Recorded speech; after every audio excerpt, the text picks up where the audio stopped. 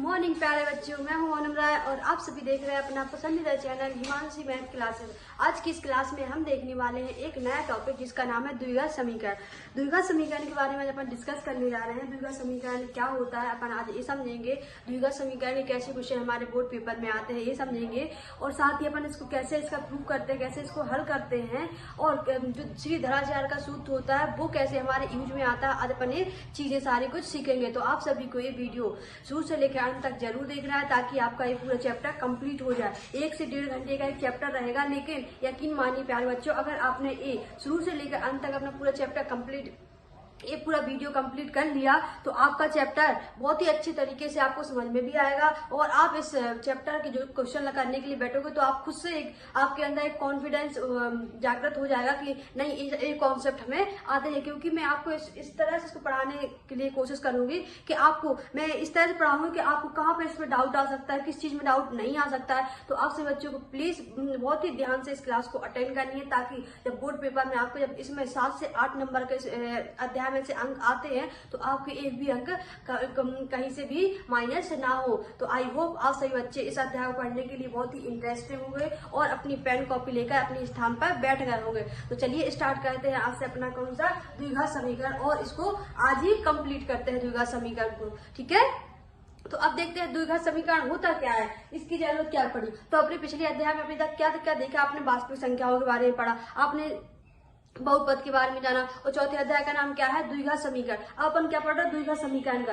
तो ये अध्याय जो द्विघात समीकरण है किस पे आधारित है, बहुपद। अगर आप से बच्चों ने बहुपद की क्लास नहीं देखी है तो प्लीज जाइए पहले बहुपद की क्लास देखिए, क्योंकि ये जो पूरा चैप्टर है पूरा बहुपद पे आधारित है। अब जैसे कि मान लीजिए एक द्विघात बहुपद क्या होता है, रेखिक बहुपद क्या होता है, द्विघात बहुपद क्या होता है। तो मैंने बहुपद, पहले तो बहुपद को पहचानने की जो कंडीशन होती है कि अपन कैसे पहचान सकते हैं कि कोई जो समीकरण दिया हुआ है, जो अचर और चर और अचर से मिला हुआ एक जो पद बनता है उसको क्या कहते हैं, अपन पहले कहते हैं उसको बहुपद। अगर कोई बहुपद है, अब तो अगर वो बहुपद है, अगर उसको समीकरण बनाना है तो क्या करना पड़ेगा, ये सब चीजें आपको समझने के लिए पिछले वाले वीडियो देखना पड़ेगा। अब आप पहले वहां जाइए, पहले उसको देखिए, फिर आप द्विघात समीकरण कंप्लीट कीजिए। क्लियर हुआ यहाँ पे। तो सबसे पहले देखते हैं कि जैसे मान लीजिए अपना ये बहुपद दिया हुआ है, सॉरी x + 5 दिया हुआ है, ये जो बहुपद है। अब ये द्विघात मतलब पहले तो बताओ समीकरण कब बनेगा, कैसे समीकरण बनेगा, जब किसी भी बहुपद सॉरी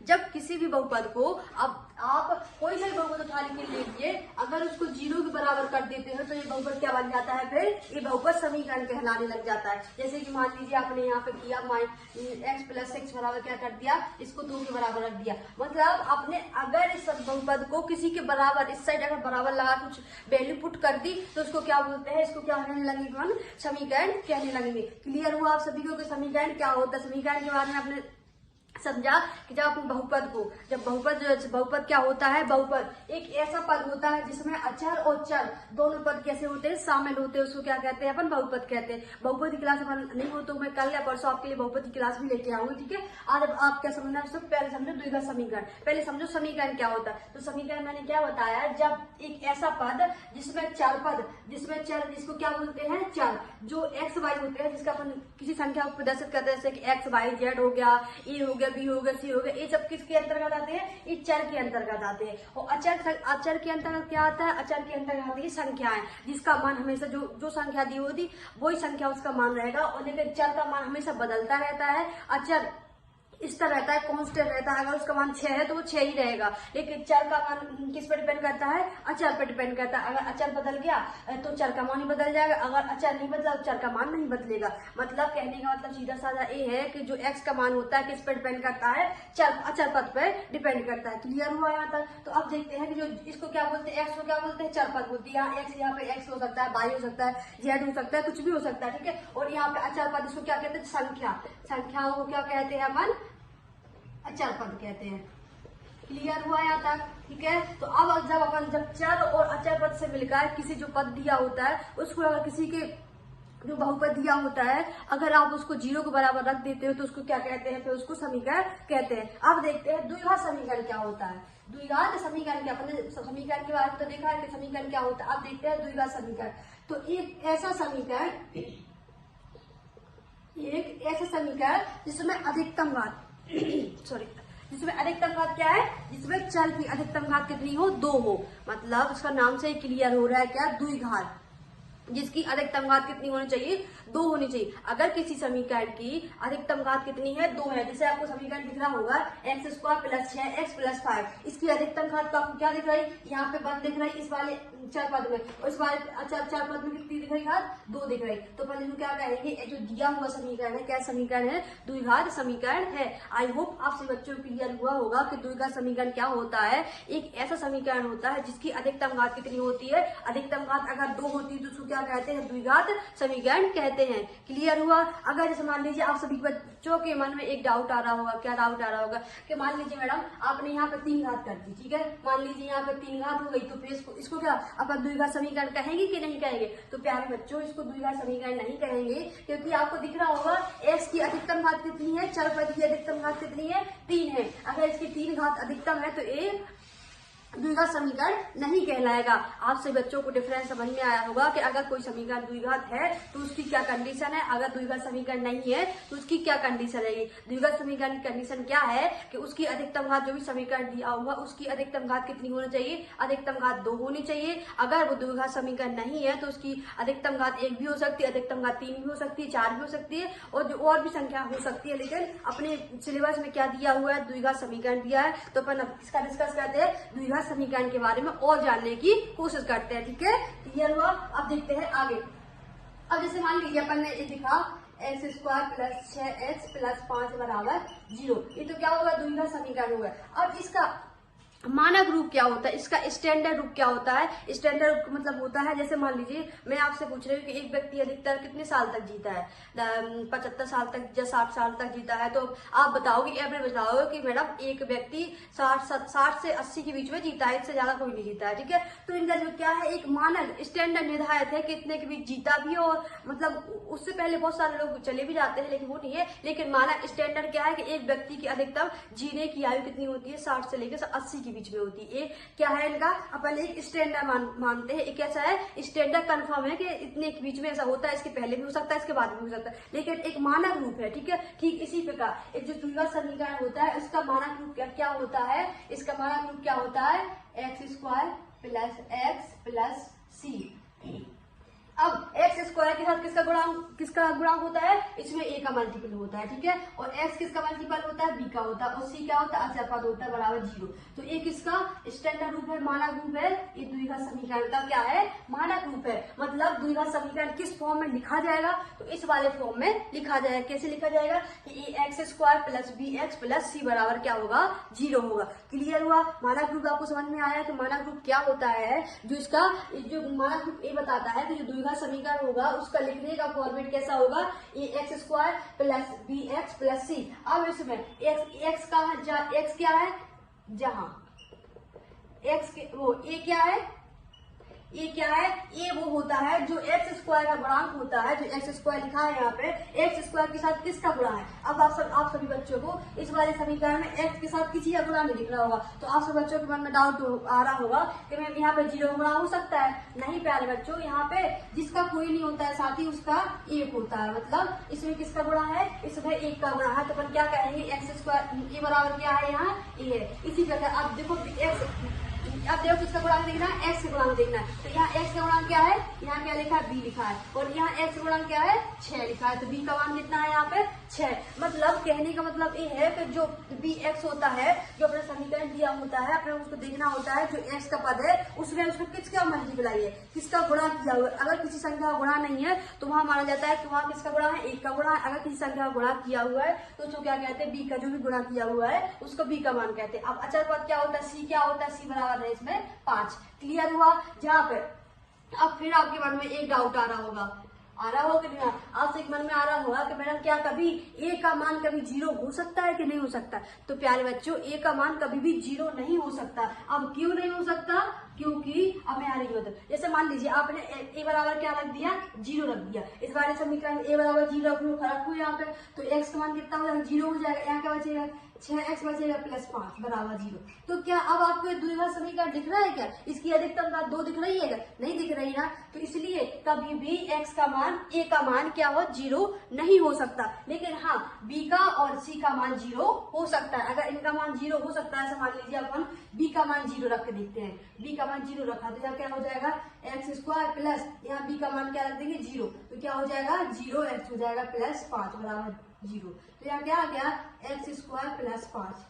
क्या अब एक द्विघात समीकरण है, तो आपसे बच्चों का आंसर रहेगा कि हाँ मैडम यह द्विघात समीकरण है, क्योंकि इसमें अधिकतम घात कितनी है, 2 है।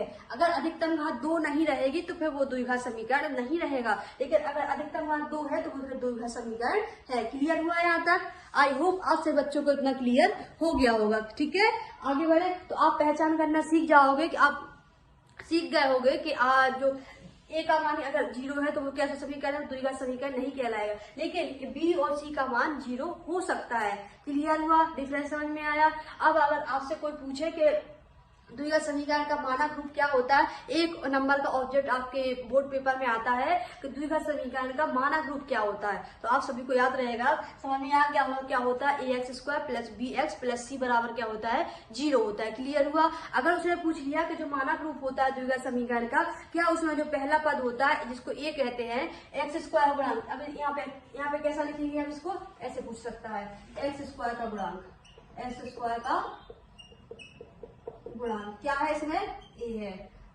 x का गुणांक क्या है,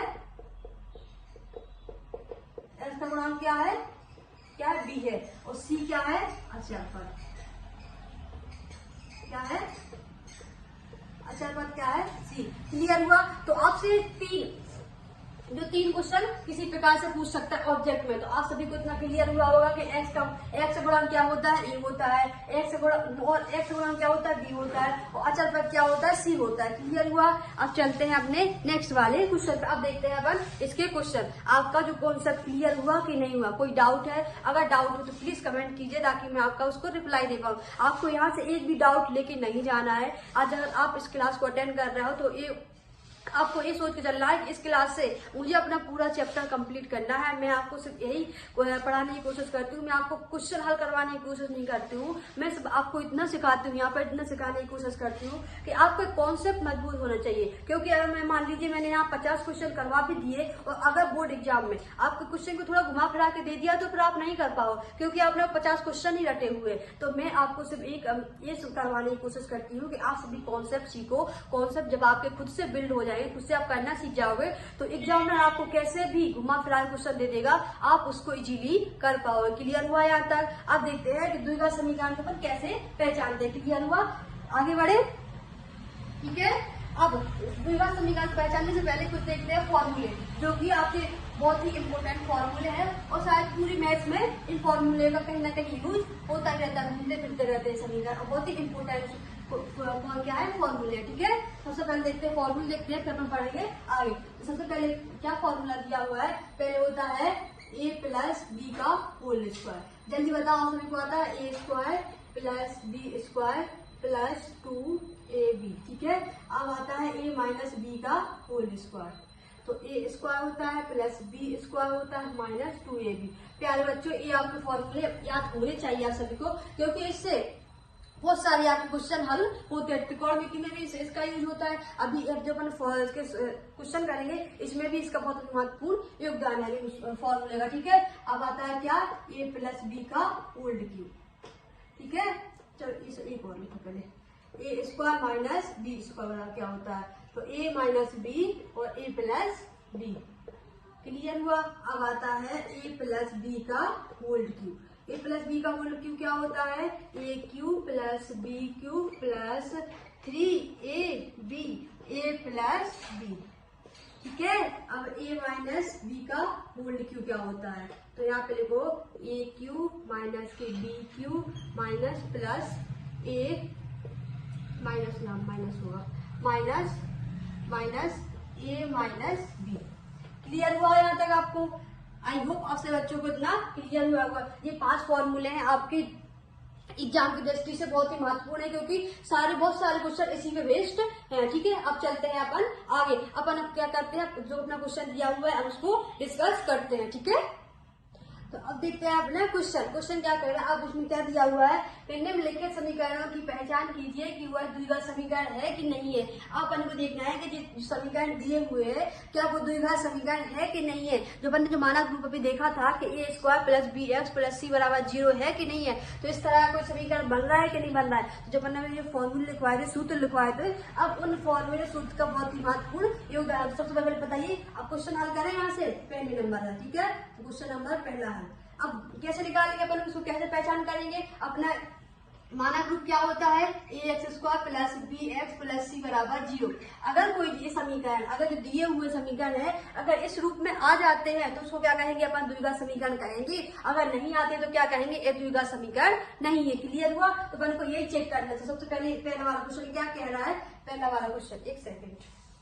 अब पहला वाला क्वेश्चन क्या कह रहा है, पहला वाला क्वेश्चन क्या लिखा है, x + 1 का होल स्क्वायर बराबर 2 1x - 3। ठीक है, ये लिखा है। अब यहाँ पे अभी मैंने सूत्र क्या लिखवाया था, a + b का सूत्र लिखवाया था। क्या लिखवाया था, a² + b² + 2ab लिखवाया था। तो यही वाला फॉर्मूला यहाँ पे यूज हो रहा है। जहाँ एक की जगह पे क्या है, a की जगह पे क्या है, x है, और b की जगह पे क्या है, 1 है। तो यहाँ फॉर्मूला लगाया इस वाले पद में, यहाँ क्या लिखेंगे, तो x a की जगह पे क्या लिखेंगे, x²। ठीक है, b की जगह पे क्या लिखेंगे, 1 का स्क्वायर प्लस 2 जैसा है वैसे a की जगह पे क्या लिखेंगे, x लिखेंगे, और b की जगह पे क्या लिखेंगे, 1 बराबर। अब 2 का गुणा इसमें कर देंगे तो 2x हो जाएगा। अब फिर 2 का गुणा 3 में करेंगे तो क्या हो जाएगा, 3 दूनी 6। क्लियर हुआ यहाँ तक। अब देखते हैं, x² जैसा है वैसा ही जाएगा, 1 का स्क्वायर करेंगे क्या आएगा, 1 आएगा, प्लस 2 का जैसा है 2 रहेगा, 2x हो जाएगा बराबर। यहाँ क्या हो जाएगा, 2x - 6। अब इसको जो इस साइड लिखा है, जो लेफ्ट साइड में लिखा है, राइट साइड में लिखा है, अब उसका क्या कर देते हैं, यहाँ पक्षांतर कर लेते हैं। पक्षांतर कर लेते हैं। पक्षांतर क्यों कर रहा है, क्योंकि अपन को सारे जो भी वैल्यू है किसके बराबर लेके आना, 0 के बराबर लेके आना, मतलब 0 की साइड होना चाहिए। तो अपन यहाँ से क्या करेंगे, यहाँ से इसको यहाँ से करते हैं। अब यहाँ पे क्या लिखेंगे, यहाँ लिखा है x² + 1 + 2x। ठीक है, अब इसका ये वाली संख्या 2x इस साइड आएगी तो क्या हो जाएगी, माइनस की हो जाएगी, क्योंकि पक्षांतर में कैसा होता है, पक्षांतर अगर एक साइड की संख्या पर दूसरी साइड ले जाते हैं, अगर वो संख्या प्लस की है तो माइनस की हो जाती है, अगर माइनस की है तो प्लस की हो जाती है। ठीक है, तो जो 2 इस साइड आया क्या हो जाएगा, 2x, अगर 6 किसका प्लस माइनस का इस साइड आएगा किसका हो जाएगा, प्लस का बराबर क्या हो जाएगा, इस साइड क्या होता है, 0। ठीक है, अब 2x से 2x कैंसिल हो गया, दिख रहा है आपको। तो यहाँ पे क्या बचा है, x² प्लस 1 1 ये है और 6 ये कितना हो जाएगा, 7 बराबर 0। क्लियर हुआ यहाँ तक। तो अब ये आप बताओ कि ये द्विघात समीकरण है। अभी मैंने आपको द्विघात समीकरण पहचानने की विशेषता भी बताई थी कि द्विघात समीकरण में कैसे पहचानेंगे। द्विघात समीकरण की कंडीशन क्या होती है कि अगर कोई जो बहुपद, जो कोई समीकरण दिया हुआ है उसकी अधिकतम घात कितनी है, 2 है, तो वो क्या कहलाएगा, वो द्विघात समीकरण कहलाएगा। अगर उसकी अधिकतम घात 2 नहीं है तो वो द्विघात समीकरण नहीं कहलाएगा। तो आप सभी को इसमें क्या, x की अधिकतम घात कितनी दिख रही है, x की अधिकतम घात 2 दिख रही है, तो आप सभी को क्या कहोगे, ये क्या लिखोगे यहाँ पे, यह है द्विघात समीकरण है। क्लियर हुआ। अब आज से बच्चों के मन में ये भी डाउट आ रहा होगा कि मैडम आपने तो कहा था कि इसका मानक रूप तो ये होना चाहिए, लेकिन इसमें x का पद तो है ही नहीं। तो मैंने आप सभी को बताया था, अगर किसी संख्या में, अगर किसी समीकरण में अगर x² है, अगर b और c का अगर पद नहीं है, अगर उसमें से एक कोई गायब है, तो वो समीकरण क्या द्विघात समीकरण कहलाएगा। लेकिन अगर उसमें x² का पद ही नहीं है, x² ही नहीं है, और फिर अगर ये तो मान लीजिए x + 3 है और यहाँ पे x² का मान कितना है, 0 है, तो फिर ये द्विघात समीकरण नहीं कहलाएगा, ये द्विघात समीकरण कहलाएगा। क्लियर हुआ। अब कोई, आई होप आप सभी बच्चों को अब कोई डाउट नहीं रहा हो, क्योंकि मैंने इतने छोटे तरीके से आपके डाउट क्लियर करने की कोशिश की है कि आपको अब इसमें शायद ही कोई डाउट रहेगा, क्योंकि मैंने जिस तरह के आपके मन में डाउट बन सकते हैं उन सभी को लेते हुए सॉल्व क्वेश्चन किया हुआ है। क्लियर हुआ। अब आते हैं, अब चेक करते हैं दूसरे वाले क्वेश्चन। दूसरा वाला क्वेश्चन क्या कह रहा है, यही लिखते हैं। ठीक है, अब दूसरा वाला क्वेश्चन क्या कह रहा है, देखो अब दूसरे वाले क्वेश्चन को चेक करो कि द्विघात समीकरण है कि नहीं है। अब तो आप कर लोगे द्विघात समीकरण के चेक कैसे करते हैं कि द्विघात समीकरण है कि नहीं है। तो कैसे, क्या लिखा है यहाँ पे, लिखा है क्या लिखा है, एक्स स्क्वायर माइनस के 2x बराबर क्या हो जाएगा, माइनस के 2x 3 माइनस एक्स। ठीक है, अब इसका मल्टीप्लाई करो, इसका एक्स स्क्वायर जैसा लिखा है वैसे लिखने दो। ठीक है, अब इसका -2 का अंदर गुणा करेंगे तो क्या आ जाएगा, माइनस के 6 आ जाएगा। जब -2 का गुणा किसमें करेंगे, माइनस के x में करेंगे तो माइनस माइनस क्या हो जाएगा, +2x हो जाएगा। क्लियर हुआ। अब इन सबका साइड कर दो क्या, पक्षांतर। ठीक है, तो यहाँ क्या हो जाएगा, एक्स स्क्वायर माइनस 2x, ये माइनस के इस साइड आएंगे क्या हो जाएगा, प्लस का 6 हो जाएगा। ये माइनस का है 2x, इस साइड आए प्लस का माइनस का हो जाएगा। ठीक है, बराबर 0। अब इसमें से कुछ आप कट पिट रहा है, कोई नहीं कट रहा है यहाँ से। तो यहाँ पर क्या बचा, एक्स स्क्वायर 2x माइनस के 2x माइनस कितना हो जाएगा, माइनस के 4x जुड़ जाएंगे, लेकिन चिन्ह किसका रहेगा, हमेशा माइनस का। ठीक है, और प्लस के 6 बराबर 0। क्या आपको ये द्विघात समीकरण दिख रहा है? तो आप सभी का आंसर जल्दी कमेंट में आना चाहिए। जल्दी बताओ कि द्विघात समीकरण है कि नहीं है। जल्दी फटाफट 2 मिनट में आप कमेंट में आंसर दो, ये द्विघात समीकरण है कि नहीं है। बहुत सारे बच्चों के आंसर आ गए हैं कि हाँ, तो ये क्या है, द्विघात समीकरण है। क्लियर हुआ। अब देखते हैं अपन कौन सा क्वेश्चन, थर्ड वाला क्वेश्चन। क्लियर हुआ यहाँ तक।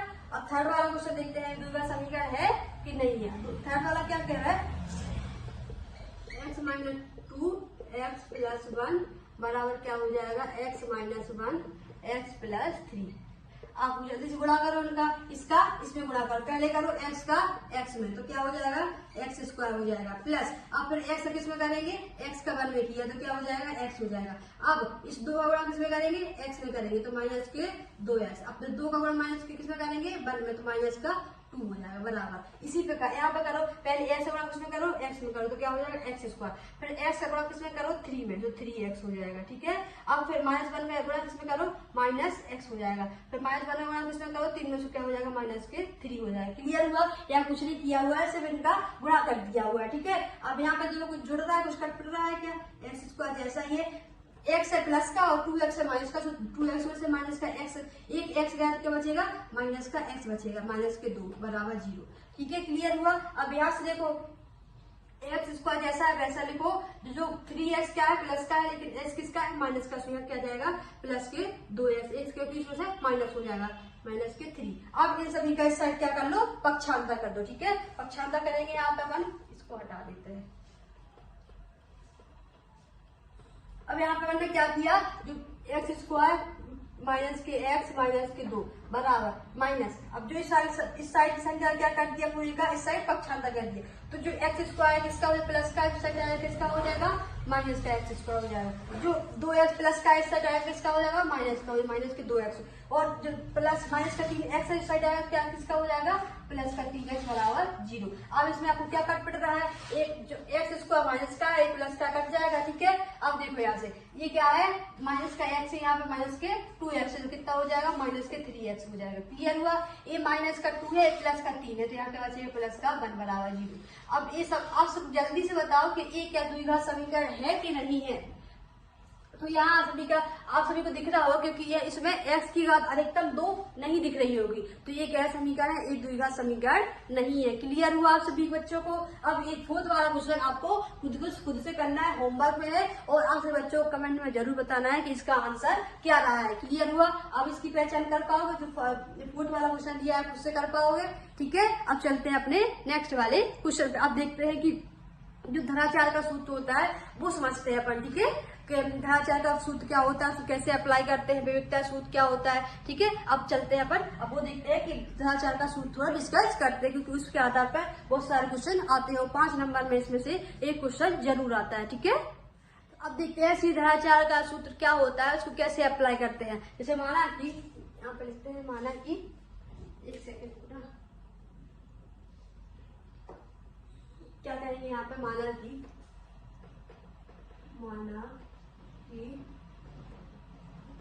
द्विघात समीकरण क्या है, 8x² plus 3x plus c बराबर क्या है, 0 है। अगर ये अपन द्विघात समीकरण दिया हुआ है तो इसका अच्छी धराचार गुणनखंड विधि से, जब क्वेश्चन आपके में ऐसा आता है कि द्विघात समीकरण को गुणनखंड विधि से हल कीजिए, तब उसको क्या, तब ये धराचार जो सूत्र होता है उसका यूज किया जाता है। कैसे क्वेश्चन आया, पहले आप धराचार का सूत्र देख लीजिए, फिर मैं क्वेश्चन बताऊंगी क्वेश्चन कैसे आएगा आपके बोर्ड पेपर में। ठीक है, अगर मान लीजिए कि ये समीकरण दिया हुआ क्या है, x² plus bx plus c बराबर 0 लिखा है। ठीक है, तो यह धराचार का सूत्र क्या होता है, x बराबर क्या होता है, माइनस के b B plus minus under root B X square minus 4ac बटे 2a होता है।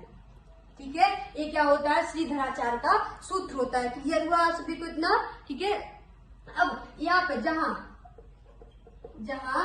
ये क्या होता है, d बराबर बी स्क्वायर माइनस के 4ac, जहां पे d क्या है, इसको क्या कहते हैं, विवितकर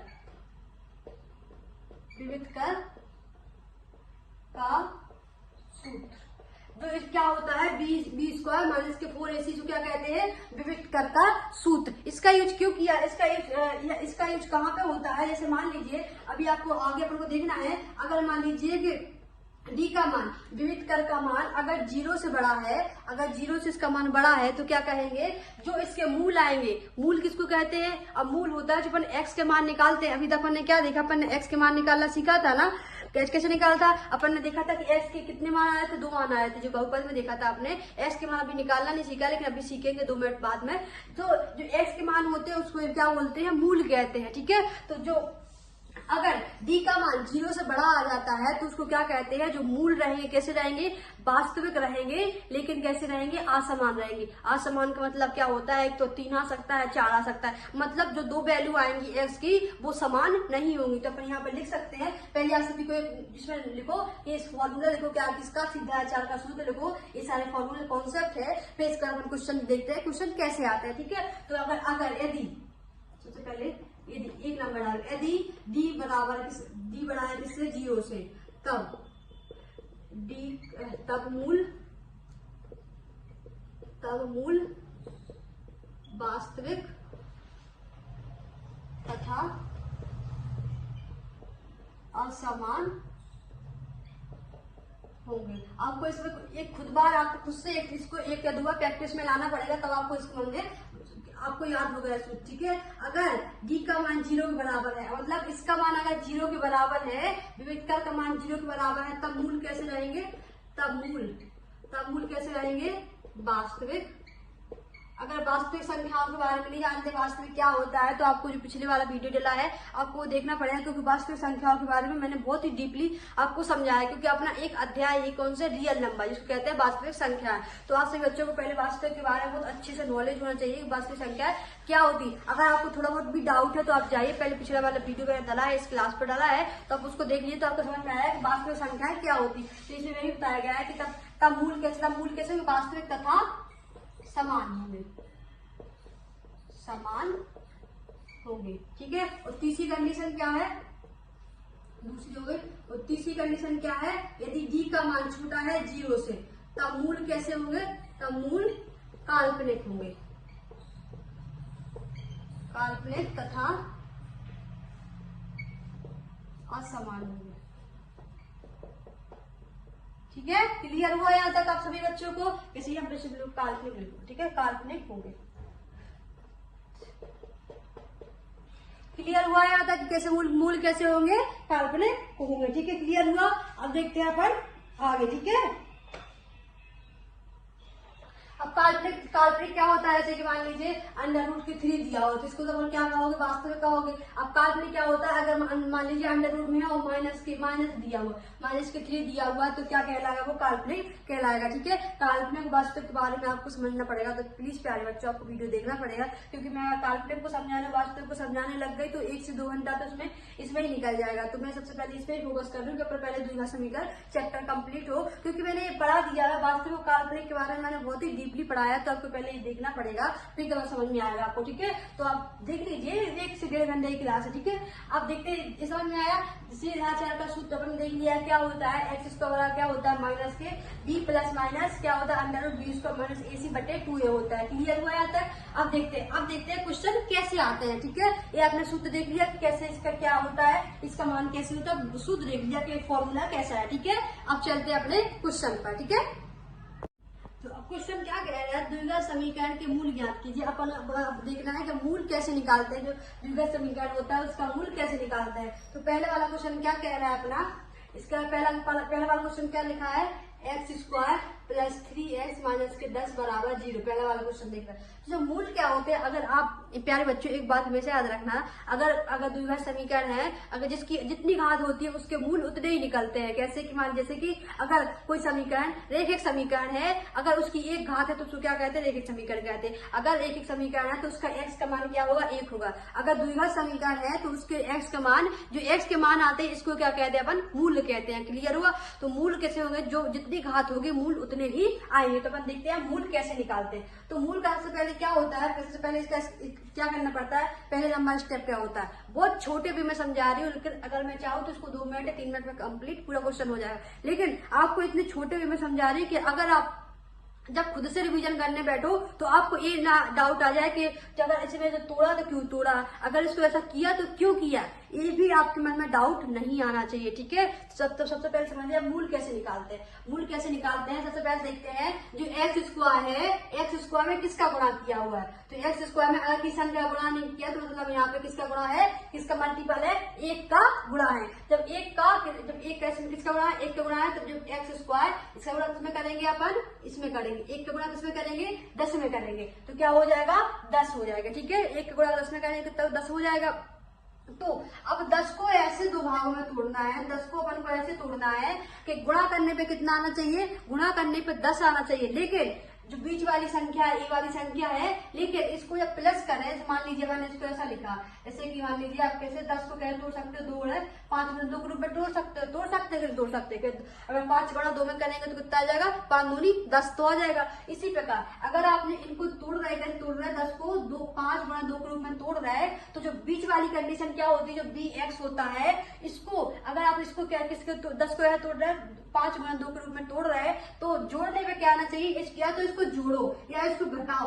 अब जोड़ो या घटाओ कुछ भी करो, सिर्फ क्या 2 कंडीशन, जोड़ो या घटाओ। लेकिन फिर अगर आप इसको जोड़ते हो तो क्या आना चाहिए, जो बीच वाली संख्या है, मतलब 3x लिखा है तो फिर 3x आना चाहिए। मतलब सीधा सा मतलब ऐसा होता है, जब अपन x का जो भी गुणांक होता है उसका गुणांक किसमें करते हैं, 10 में किया, अचर पद में किया। अचर पद, जो भी अचर पद आता है उस अचर पद को ऐसे 2 भागों में तोड़ना होता है कि जो बीच वाली संख्या आ जाए। जैसे मान लीजिए यहाँ बीच वाली संख्या क्या है, यहाँ मान लीजिए 7 है। ठीक है, यहाँ पे क्या है, 7 है, तो आपको ऐसे तोड़ना है, 10 को ऐसे तोड़ना है कि जोड़ो या घटाओ तो क्या आना चाहिए, 7 आना चाहिए। लेकिन गुणा करने पे क्या आना चाहिए, गुणा करने पे 10 आना चाहिए। आई होप आप सभी बच्चों को क्लियर हुआ होगा कि जो अपन समीकरण कैसे तोड़ते हैं। अब एक क्वेश्चन आपको मन में आ रहा होगा कि अब अपन कैसे तोड़े, जो अचर पद दिया, जैसे मान लीजिए यहाँ पे 20 दिया हुआ है। ठीक है, अब अपन कैसे समझ में आया कि 20 को कैसे तोड़े कि जो बीच वाली संख्या भी आ जाए, गुणा करने पे 20 भी आ जाए। मान लीजिए अपन यहाँ दूसरा एग्जाम्पल लेते हैं। ठीक है, जैसे एक्स स्क्वायर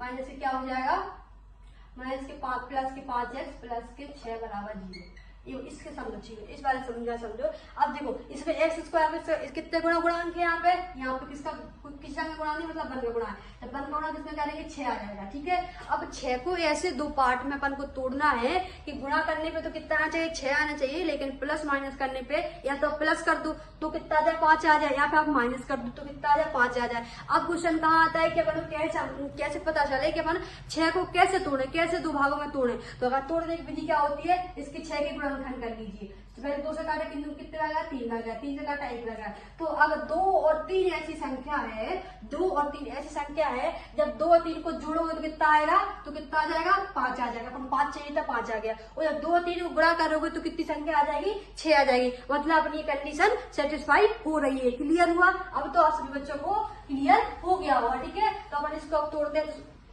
तो क्या किया अपन ने, पहले 1 का गुणा 10 में किया, 10 में किया, तो यहाँ कितना आ गया, 10 आ गया। अब 10 को ऐसे 2 भागों में डिवाइड करना है, ऐसे भागों में तोड़ना है कि जब अपन इसको जब जोड़े, ये जोड़े अगर तो कितना आना चाहिए, माइनस के 3x आना चाहिए। अगर इसको प्लस कर दो तो भी क्या आना चाहिए, एक कोई भी चिन्ह ले लो, या तो माइनस कर दो या प्लस कर दो, दोनों में से अगर एक कुछ भी करो, क्या आना चाहिए, बीच वाली संख्या आनी चाहिए। तो अपन क्या करते हैं, पहले 10 को तोड़ते हैं, अपन ने इसका गुणनखंड किया, पहले 5 बार गया, फिर 5 से काटे 1 बार गया।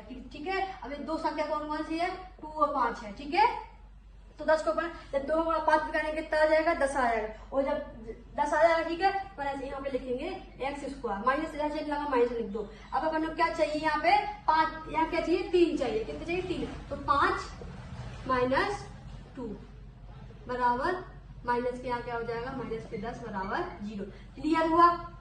लेकिन यहाँ पे आप सभी को क्या दिख रहा होगा कि देखो 5 में से 2 चलेगा, कितना बचेगा, 3 बचेगा। ठीक है, अब यहाँ पे अगर 5 गुणा 2 में करेंगे कितना 10 आएगा, मतलब दोनों कंडीशन अपनी सेटिस्फाई हो रही है। ठीक है, अब इसको तोड़ो, यहाँ पे x आ जाएगा। अब ठीक है, अब इसका अंदर गुणा करो, किसका, x का, तो ये क्या हो जाएगा, माइनस के 5x हो जाएगा। इसका बराबर तो कितना का होगा, प्लस के 2x हो जाएगा, माइनस के 10 बराबर 0। अब दूसरा स्टेप क्या आता है, अब इनमें से कॉमन लो। अब 4 बार दिख रहा है तो इसमें से कॉमन लो, इसमें से कॉमन लो। इसमें से क्या कॉमन दिख रहा है आपको, इसमें से x कॉमन दिख रहा होगा, तो यहाँ क्या बचा, यहाँ x बचा। यहाँ जब मैंने x कॉमन ले लिया, क्या बचा, 5 बचा। यहाँ पे जो प्लस है प्लस चिन्ह लगा। यहाँ पे क्या कॉमन आ रहा है, देखो यहाँ पे 2 लिखा है, यहाँ पे 10 लिखा है। 10 को अपन ऐसे लिख सकते हैं, 5 गुणा 2 के रूप में लिख सकते हैं, मतलब 10 में 1 2 छिपा हुआ है, तो मैंने यहाँ से 2 कॉमन ले लिया। ठीक है, अब यहाँ पे क्या बचा, x बचा, 10 में से 2 कॉमन ले लिया, तो क्या बचेगा, यहाँ पे बचेगा माइनस के 5 बराबर 0। अब इन दोनों को क्या करो, अब देखो यहाँ भी कॉमन मिल रहा है, इस वाले पद में भी कॉमन मिल रहा है, तो यहाँ से एक कॉमन ले लो, क्या, x माइनस 5 कॉमन लीजिए। अब यहाँ पे क्या बचा, x प्लस 2 बचेगा बराबर 0। अब थर्ड नंबर क्या, थर्ड स्टेप क्या आता है, अब इन दोनों को क्या कर दो, 0 के बराबर लिख दो, तो x माइनस 5 बराबर 0 और x प्लस 2 बराबर 0। ठीक है, तो x का मान क्या आ जाएगा, पक्षांतर कर दो, तो x का मान क्या आ जाएगा, एक x का मान 5 आ जाएगा और एक x का मान माइनस के 2 आ जाएगा। क्लियर हुआ, तो मैंने अभी क्या बताया था, द्विघात समीकरण है तो इसकी अधिकतम मान क्या है, 2 है, मतलब इसकी जो x के मान है इसको क्या कहते हैं, हम इसको अपन क्या कहेंगे, मूल कहेंगे। क्लियर हुआ, अब चलते हैं दूसरा वाला क्वेश्चन देखते हैं, दूसरा वाला क्वेश्चन क्या कह रहा है। ठीक है, क्लियर हुआ यहाँ तक, अब देखते हैं दूसरा वाला क्वेश्चन। दूसरा वाला क्वेश्चन क्या कह रहा है, 2x square plus x minus 6 बराबर 0। अब देखो, अब इसको भी ऐसे करना है। सबसे पहले x का गुणांक क्या है, इसमें x का किसका मल्टीपल किया हुआ है, यहाँ x का 2 का मल्टीपल किया हुआ है। जब 2 का मल्टीपल करेंगे 6 में करेंगे, संख्या कितनी हो जाएगी, 12 हो जाएगी। अब 12 को ऐसा तोड़ना है कि 12 को जब 2 ऐसी संख्याओं में तोड़ना है कि अगर उनको माइनस करो तो क्या आना चाहिए, माइनस प्लस करो तो क्या आना चाहिए, बीच वाली संख्या आनी चाहिए। तो अपन कैसे निकालेंगे इसको, पहले हमने 2 से काटा, 2 6, ठीक है, फिर 2 से काटा 3 बार गया, फिर 3 से काटा 1 बार गया, मतलब 2 1 2 4, 4 गुणा क्या 3। 4 और 3 एक ऐसी संख्या है, 4 और 3 ऐसी संख्या है जो 12 को काट सकती है। ठीक है, 12 को काटा। ठीक है, क्लियर हुआ। मैंने यहाँ पहले क्या निकाला, 3 और 4 को देखते हैं क्या 3 और 4 इस कंडीशन को सेटिस्फाई कर रही है कि नहीं कर रही। तो सबसे पहले देखते हैं, अगर 4 है, 4 में से अगर 3 गया तो क्या 1 बच रहा है। क्या 3 का गुणा 4 में करेंगे तो क्या 12 आ रहा है। ठीक है, क्लियर हुआ। तो अपने दोनों कंडीशन सेटिस्फाई हो गई है कि देखो अपन को अगर यहाँ पर क्या किया, 4 में से 3 घटा दे तो कितना बच रहा है, 1 बच रहा है, मतलब यहाँ पे किसका गुणा है, यहाँ 1 बच रहा है, यहाँ 1 चाहिए तो यहाँ पे 1 आ रहा है, और 4 का गुणा 3 में करेंगे तो 12 चाहिए तो यहाँ पे 12 आ रहा है। ठीक है, तो इसको कैसे तोड़ेंगे, अब यहाँ पे देखो, अब इसको कैसे लिखेंगे अपन, 2x स्क्वायर प्लस क्या करेंगे, यहाँ पे 4 माइनस 3 लिखेंगे, माइनस के 6 बराबर 0 6। क्लियर हुआ। जब 4 में से 3 जाएंगे तो क्या बचेगा, 1 x बचेगा। ठीक है, क्लियर हुआ। तो अब यहाँ पे लिखेंगे 2x स्क्वायर प्लस, इसको ब्रैकेट ओपन कर देंगे, 4x हो जाएगा, माइनस के 3x हो जाएगा, माइनस के 6 बराबर 0। अब यहाँ से कॉमन लो, यहाँ से क्या कॉमन मिल रहा है, 2x कॉमन मिल रहा है, यहाँ से 2x कॉमन लीजिए तो क्या बचेगा, x बचेगा, यहाँ पे क्या बचेगा, यहाँ प्लस के 2 बचेगा। अब इसमें से क्या कॉमन मिल रहा है, इसमें से कॉमन क्या लिया बनने, माइनस के 2 कॉमन लिया। ठीक है, क्लियर हुआ। माइनस के 3 बराबर 0। अब दोनों में कोई 0 के बराबर कर दो तो x प्लस 2 बराबर 0 हो जाएगा, 2x माइनस 3 बराबर भी क्या हो जाएगा, 0 हो जाएगा। तो x का मान 1 क्या आ गया, माइनस के 2 आ गया, और एक x का मान क्या आ जाएगा, 2x, ये तीनों साइड चला जाएगा, प्लस का हो जाएगा, x बराबर क्या आ जाएगा, 3/2। तो x कितने मान आ गए, 2 आ गए, मतलब मूल कितने आ गए, 2 मूल आ गए। अब करते हैं अपना तीसरा वाला क्वेश्चन, देख तीसरे वाला क्वेश्चन के मूल कैसे निकाल सकते हैं। ठीक है, क्लियर हुआ है, तो कोई डाउट आया, ठीक है, आगे बढ़े। अब देखते हैं तीसरा वाला क्वेश्चन। अब तीसरा वाला क्वेश्चन क्या कह रहा है, अब तीसरा वाला क्वेश्चन क्या दिया हुआ है, इसमें दिया हुआ है क्या, अंडर रूट, क्या दिया हुआ है, under root 2x square plus 7x plus 5 under root के 2x बराबर 0। अब इसको देखो, अब इसको थोड़ा आपको दिखने में कैसा डिफिकल्ट टाइप का लिख रहा है, क्योंकि अंडर रूट में है तो आपसे बच्चों को इसको देख के बहुत डर लगता है, बहुत डिफिकल्ट, मतलब बहुत इजीली नहीं होगा। ठीक है, अब देखते हैं क्या करते हैं अपन, इसको अब सॉल्व करते हैं। सबसे पहले क्या करते हैं अपन, पहला स्टेप क्या होता है, जो x स्क्वायर गुणांक होता है, गुणांक इसमें करते हैं अचर पद में, जब 5 √2 में √2 का गुणा करेंगे कितना हो जाएगा, रूट से रूट कैंसिल हो जाएगा, यहाँ पे क्या बचेगा 5/2 हो जाएगा, कितना हो जाएगा 10। मतलब जब x² गुणांक का जो √2 का गुणांक किसमें करेंगे 5 √2 में करेंगे कितना संख्या आई वो 10 आई। अब 10 को ऐसे तोड़ना है, ऐसे जोड़ो या घटाओ कि जोड़ने घटाने में कितना आ जाए, प्लस या माइनस करने में कितना आना चाहिए 7 आना चाहिए, और गुणा करने में कितना आना चाहिए 10 आना चाहिए। तो क्या कौन संख्या है, इसको तोड़ो, इसको यहाँ तोड़ते हैं, इसको बड़ा संख्या कैसे 5 में गया, 5 को तोड़ो 5 में एक बार, तो क्या संख्या है 2 और 5 एक ही संख्या है जिसको अपन इस तरह तोड़ सकते हो। तब 2 5 कैसे लिखेंगे, क्योंकि 2 5 को जोड़ने पे कितना आता है 7 आता है, गुणा करने पे कितना आएगा 10 आएगा। ठीक है, तो यहाँ पर अपन लिखेंगे, कैसा लिखेंगे हम यहाँ पे लिखेंगे √2x² प्लस 7 क्या है थोड़ा बनने प्लस रखेंगे, x से तो x रहेंगे 5 + 2, 5 + 2 जोड़े कितना हो जाएगा 7 हो जाएगा, 7 चाहिए अपन को यहाँ पे। ठीक है, तो √0 और 5 और 2 गुणा करने में कितना आ जाएगा 10 भी अपना आ जाएगा। ठीक है, यहाँ से आप देखो, अब इसका खोलो, ब्रैकेट खोलो इसको, तो x² जैसा है वैसा रहेगा, यहाँ क्या हो जाएगा 5x हो जाएगा, यहाँ क्या हो जाएगा 2x हो जाएगा, यहाँ पर 5 √2 = 0 हो जाएगा। क्लियर हुआ। अब इनमें से कॉमन लो, इस बार पद में से इस बार पद में से कॉमन, क्या कॉमन दिख रहा है आपको, x कॉमन दिख रहा होगा, तो यहाँ क्या बचेगा √2x बचेगा प्लस के 5 बचेगा। अब यहाँ से आपको क्या कॉमन मिल रहा है, क्या आप सभी में बताओ, क्या आप ऐसा लिख सकते हो, 2 को कैसे लिख सकते हो, 2 बराबर कैसे लिख सकते हो √2 गुणे √2 ऐसे लिख सकते हो कि नहीं लिख सकते, क्योंकि जब इसका गुणा अपन क्या करेंगे, इसका गुणा करेंगे क्या हो जाएगा √4 हो जाएगा, अंडर से बाहर निकालेंगे क्या आ जाएगा 2 आ जाएगा। मतलब अपन 2 को इस तरह लिख सकते हैं, लिख दे यहाँ पे कैसे लिख सकते हैं 2 को 2 x प्लस 5 √2 बराबर 0 इस तरह लिख सकते हैं। ठीक है, क्लियर हुआ। तो यहाँ से मैंने क्या किया 2 x प्लस 5 ये जैसा है। अब इसमें से कॉमन लो, क्या मिलेगा कॉमन √2 कॉमन मिलेगा, तो यहाँ क्या बचा √2x प्लस 5 बराबर 0। क्लियर हुआ यहाँ तक, कोई डाउट। ठीक है, अब देखते हैं, अब इसमें से कॉमन लो, 2 पद किस दिख रहा है सेम दिख रहा है। अपन ऐसा इसलिए करते हैं, इनको तोड़ते ऐसे क्योंकि इसमें अपन को एक पद सेम बनाना होता है ताकि अपन इसमें से कॉमन ले पाए। ठीक है, तो मैंने यहाँ कॉमन क्या लिया √2x प्लस 5 एक कॉमन मिला, तो यहाँ का बचा x प्लस √2 बराबर 0। अब दोनों ही 0 बराबर कर दो, क्या जाएगा 2x प्लस 5 बराबर 0 हो जाएगा, x प्लस √2 बराबर 0 हो जाएगा। तो यहाँ पे x का मान क्या आ जाएगा -5/√2। ठीक है, एक मान क्या आ गया, यहाँ पे x का मान क्या आ जाएगा -√2 बराबर 0। क्लियर हुआ। अब ऐसे क्या मान आ गया 2 मान। अब एक जो लास्ट वाला क्वेश्चन होता है आपको उससे सॉल्व करना है, इसमें कुछ नहीं दिया हुआ है, आपको बटे में देख के घबराना नहीं है कि बहुत कठिन क्वेश्चन होगा, बहुत सिंपल सा है, थोड़ा सा मैं कर देती हूँ, फिर आज आपको खुद से इसको सॉल्व करना है। ठीक है, तो तीसरा वाला क्वेश्चन क्या, सबसे लास्ट वाला क्वेश्चन क्या कह रहा है 2x² माइनस के x माइनस के 1/8 बराबर 0, क्या है 8 है ये। ठीक है, तो सबसे पहले कुछ नहीं करना है, पहले इसका क्या लेना है लासा लेना है। ठीक है, लासा लिया आपने तो क्या हो जाएगा, इसके बटे में क्या नहीं है कुछ नहीं तो बनवा ले, इसके बटे में कुछ नहीं तो यहाँ बनवा लिए। तब 1 का गुणा किसमें करेंगे, 1 का भाग 8 में कितने बजाएगा 8 बजाएगा, 8 गुणा किसमें करेंगे 2 में करेंगे, कितना आ जाएगा 8 दूनी 16x² माइनस 1 का भाग किसमें देंगे 8 में, कितने बजाएगा 8 बार, और जब 8 गुणा x में करेंगे कितना आ जाएगा 8x आ जाएगा। 8 का भाग 8 में देंगे कितने बजाएगा 1 बजाएगा, 1 गुणा 1 में करेंगे कितना आएगा 1 बराबर, इस साइड क्या चल रहा है, इस साइड क्या चल रहा है 0। जब 0 गुणा इसमें करेंगे, जब 8 गुणा 0 में करेंगे तो क्या हो जाएगा 0 हो जाएगा। तो क्या बन गया फिर क्वेश्चन 16x² माइनस के 8x माइनस के 1 बराबर 0। अब ये वाले क्वेश्चन बन गए। अब इस वाले क्वेश्चन को आप सॉल्व कर पाओगे कि नहीं कर पाओगे, आई होप आपसे बच्चे कमेंट में इसका आंसर जरूर देना का इसका आंसर क्या रहेगा। अब चलते हैं अपने नेक्स्ट वाले क्वेश्चन पर। ठीक है, क्वेश्चन क्या कह रहा है, बहुत लंबा क्वेश्चन क्या कह रहा है, द्विघात समीकरण, ये द्विघात समीकरण दिया हुआ है, क्या विभक्त कर याद कीजिए। अभी मैंने आपको कौन सा बताया था, आपको सूत्र लिखवाया था, कौन सा द्विघात का सूत्र लिखवाया था, मैंने बताया था विभक्त कर क्या होता है, विभक्त कर का फॉर्मूला क्या होता है, विभक्त कर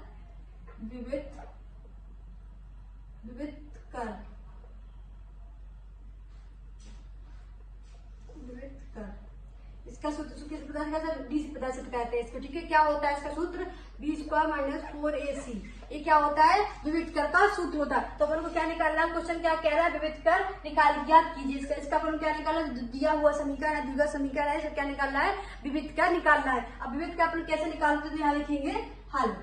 ठीक है। समीकरण क्या दिया हो अपन को, 2x² माइनस के 4x प्लस के 3 बराबर 0। अब इसका जो मानक रूप क्या होता है, ax² plus bx plus c बराबर 0। अब इसमें से इस वाले समीकरण को इससे कंपेयर करो। ये एक जगह पे क्या मान दिया हुआ है, एक जगह पे क्या है, इसका 2 है। एक का किसका मान होता है, जो x² गुणांक होता है, इसको देखते हैं कि एक इसको कहते हैं, इसको कहते हैं। इसमें a का मान क्या दिया हुआ है, 2 दिया है। इसमें b का मान क्या दिया हुआ है, यहाँ पे क्या है, यहाँ b है, यहाँ पे किसका गुणा किया है, माइनस के 4x लिखा है। c का मान क्या दिया है, इसमें 3 दिया हो। जब अपने पास a का मान, b का मान, c का मान आ गया तो विविध का निकाल सकते हैं। d का मान कैसे निकालेंगे, अब क्या होता है, b² माइनस के 4ac। तो d बराबर क्या आएगा, b का मान कितना दिया हुआ है, माइनस के 4x² माइनस 4 जैसा है वैसे देखो, a का मान कितना दिया है 2 और 3 का मान कितना दिया है 3। तो इसका 4 का वर्गमूल कितना होता है, 4 को 16 इसका क्या होता है, वर्गमूल होता है। जब 4 का गुणा माइनस के 4 गुणा माइनस में 4 करेंगे प्लस का कितना। अब 5 नंबर क्वेश्चन क्या कह रहा है, द्विघात समीकरण 2x² माइनस 3x प्लस 5 बराबर 0 के मूलों की क्या निकालना है, मूलों की प्रकृति निकालना है। प्रकृति क्या होती है, तो इसको समझिए कि प्रकृति होती है, जैसे अपन ने मान लीजिए अपन ने x y के मान, यहाँ पे क्या निकालते हैं, अपन x के मान निकाले। अगर x का मान जो विविध का सूत्र होता है, अगर उसमें d का मान कैसा आ जाता है, मैंने कंडीशन लिखवाई थी, आपको क्या लिखवाई थी, अगर d बड़ा है 0 से तो क्या होता है, मूल कैसे होते हैं, वास्तविक होते हैं। कैसे होते हैं, वास्तविक होते हैं, वास्तविक तथा असमान होते हैं। यही लिखवाया था मैंने आपको, अभी जो मैंने उसी वजह से आपका सूत्र लिखवाया था, तब आपको ये बताया था कि वास्तविक तथा असमान क्या होता है। ठीक है, अगर d का मान 0 से बड़ा है तो क्या होगा, मूल कैसे होंगे, वास्तविक तथा असमान होंगे। और यदि अगर d का मान क्या रहेगा, 0 के बराबर रहेगा, तो जो मूल रहेंगे कैसे रहेंगे, मूल कैसे रहेंगे, मूल कैसे रहेंगे, वास्तविक तथा कैसे रहेंगे, वास्तविक तथा समान रहेंगे। यही लिखवाया था मैंने। और यदि मान लीजिए कि d का मान 0 से छोटा है तो मूल कैसे रहेंगे, काल्पनिक रहेंगे, मतलब अस्तित्व में नहीं रहेंगे। ठीक है, तो अपन को यही देखना है, यही चेक करना है, क्या मूलों की प्रकृति निकालना है। जो समीकरण दिए हुए हैं, जो द्विघात समीकरण दिया हुआ है, जो इसका x के मान आएंगे वो क्या है, उनकी प्रकृति कैसी है, उनकी मतलब जो मूल दिए हुए हैं उसकी प्रकृति कैसे है, क्या वो वास्तविक असमान है, क्या वो वास्तविक के समान है, या फिर इसका कोई अस्तित्व नहीं है। तो अपन बस यही प्रूव करना है। तो क्वेश्चन समझ में आया, क्वेश्चन क्या करना है अपन को, यहाँ पे तो अपन को मूलों की प्रकृति निकालना है। प्रकृति कैसे निकलेगी, ऐसे से पहले तो क्या करेंगे अपन, इसका यहाँ पे लिखो हल। ठीक है, हल में क्या दिया हुआ है, 2x² माइनस के 3x प्लस के 5 बराबर 0। अब इसका स्टैंडर्ड फॉर्मूला क्या होता है, x² plus bx plus c बराबर 0। अब इसमें देखो एक का मान क्या दिया हुआ है, इसमें जल्दी बताओ। अभी तक आपने बहुत सारे क्वेश्चन कर लिए, आपको याद हो गया होगा। a बराबर क्या है, 2 दिया हुआ है, b बराबर क्या दिया हुआ, माइनस के 3 दिया हुआ, c बराबर क्या दिया है, 5 दिया है। अब निकालना क्या निकालना है, पहले विविध कर का सूत्र पर d का मान निकालो, तो क्या होगा, b² ac। यही होता है विविध कर का सूत्र। तो d बराबर क्या हो जाएगा, b का क्या मान दिया है, माइनस के 3x² हो जाएगा इसके। ठीक है, a का मान क्या दिया है, 2 दिया है, 5 का c का मान क्या दिया है, 5 दिया है। तो d बराबर क्या आ जाएगा, 3 का स्क्वायर करो कितना है, 3 का 9 हो जाएगा। और 5 से गुणा करो जल्दी से, कितना हो जाएगा, 5 20 गुणा करो इसका जल्दी से, 2 गुणा करो किसमें, 4 में, 4 गुणा किसमें करो, 5 में से, 8 5 40, कितना हो जाएगा, 40 हो जाएगा। यहाँ पे क्लियर हुआ, नहीं आएगा, हमने पहले 5 गुणा 2 में कर लो, उसके 10 हो जाएगा, 10 गुणा किसमें करो, 4 में करो तो कितना हो जाएगा, 40 हो जाएगा। अब इसको इसमें जल्दी से माइनस करो, तो यहाँ क्या बचेगा, 31 बचेगा, माइनस से क्या आ जाएगा, 31। तो अब ये संख्या क्या दिख रही है, ये संख्या पता जल्दी से बताओ कि जो d का मान आया कितना आया, माइनस से कितना है, 31 आया। क्या है, 0 से बड़ा है क्या, कि 0 से छोटा है, कि 0 के बराबर है। तो अब से बच्चों को दिख रहा होगा कि ये 0 से क्या है, छोटा है। तो अपन क्या कहेंगे, तो मूल क्या है, मूल क्या है, मूल क्या कहेंगे, यहाँ पे लिखेंगे, क्या लिखेंगे, वास्तविक मूलों का अस्तित्व नहीं है। क्योंकि क्या है, ये 0 से d का मान 0 से क्या है, छोटा है, इसलिए ये मूल क्या है, अस्तित्व में नहीं है। क्लियर है। अगर मान लीजिए यहाँ पे, मान लीजिए यहाँ पे क्या है, 31 आया, या अगर मान लीजिए यहाँ क्या आता है, d बराबर क्या 0 आया था, मतलब d का मान 0 के बराबर आता था, तब अपन क्या लिखते हैं, मूल कैसे होंगे, मूल वास्तविक होंगे तथा कैसे होंगे, समान होंगे। और अगर मान लीजिए यहाँ पे d का मान क्या है, d का मान अगर कितना 0 से बड़ा आ जाता है, मतलब 1 2 3 4 कुछ भी आ जाता है तो अपन क्या लिखते हैं, मूल कैसे वास्तविक है, मूल कैसे होंगे, वास्तविक होंगे तथा असमान होंगे। इतना क्लियर हुआ। अब चलते हैं अपने नेक्स्ट और लास्ट वाले क्वेश्चन पर, ठीक है। तो इसके बाद अब अपने लास्ट वाला क्वेश्चन क्या कह रहा है, निम्नलिखित समीकरण में k का मान ज्ञात कीजिए कि उसके दो मूल कैसे है, बराबर है। मतलब उसने पहले से क्वेश्चन में कंडीशन दे दी कि उसके मूल कैसे है, उसके मूल क्या है, बराबर है। मूल कब बराबर होते हैं, जब मूल जब बराबर होते हैं, आपने देखा था जब d बराबर क्या होता है, d बराबर क्या होता है, b स्क्वायर माइनस ac क्या क्या होता है, जब इसका मान किसके बराबर होता है, 0 के बराबर होता है। अर्थात जब विविधकर होता है, जब विविधकर 0 के बराबर आ जाता है, मतलब d का मान 0 के बराबर आ जाता है, तब उसके दोनों मूल कैसे होते हैं, बराबर होते हैं। तो पंडित ने क्या दिया हुआ है कि जो b स्क्वायर माइनस ac बराबर क्या 0 पहले से दे दिया है, कंडीशन पहले से दे दी, ठीक है। सबसे पहले इसका अपन क्या, सबसे पहले क्वेश्चन का हल देखते हैं। क्या निकालना है हमको, k का मान निकालना। इसका मानक रूप से इसका कंपेयर किया, जल्दी से बताओ कि a b के मान क्या हो जाएंगे। यहाँ a बराबर क्या दिया हुआ है, 2 दिया है, b का मान क्या है, k है, और c का मान क्या है, 3 है। इतना क्लियर हुआ। अब देखते हैं उन्होंने कंडीशन क्या दी हुई है, तो मतलब d का मान कितना दिया हुआ है, 0 दिया हुआ है, क्योंकि d का मान जब तक 0 नहीं आएगा तब तक मूल कैसे समान नहीं होंगे। तो उन्होंने क्या दिया है, d बराबर कितना है, 0। अब d बराबर क्या लिख सकते हैं, b स्क्वायर 4ac बराबर क्या होता है, 0। इतना दिया हुआ है। अब जल्दी से मान की वैल्यू पुट कर दो, तो यहाँ b का मान क्या है, k का स्क्वायर हो जाएगा। यहाँ a का मान क्या है, 2 है, और c का मान कितना दिया है, 3 दिया बराबर 0। तो k स्क्वायर बराबर क्या हो जाएगा, माइनस इसका गुणा करो, जल्दी कितना हो जाएगा, 24 हो जाएगा, क्लियर हो जाएगा। गुणा तो कर लोगे, 2 गुणा करो पहले किसमें, 4 में, तो कितना हो जाएगा, 4 दूनी 8, 8 3 24 हो जाएगा। तो k स्क्वायर बराबर क्या हो जाएगा, इस साइड जाएगा पक्षांतर कर दो, इसका 24 प्लस का हो जाएगा, ठीक है।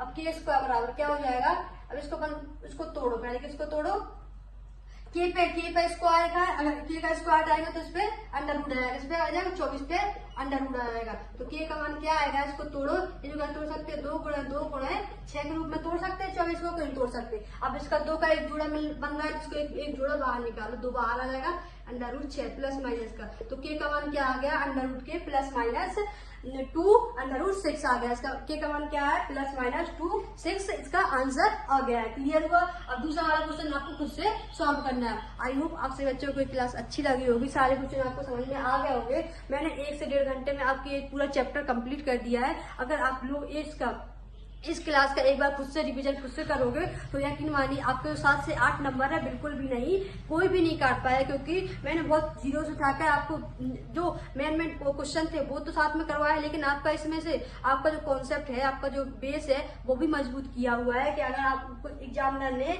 आप क्वेश्चन से हटके भी, बुक से हटके भी अगर क्वेश्चन दे दिए, बना के भी दे दिए, तो आपको इसको इजीली कर पाओ। इसी के साथ अपनी क्लास करते हैं समाप्त। कल देखेंगे आप इसके नेक्स्ट आगे, ठीक है।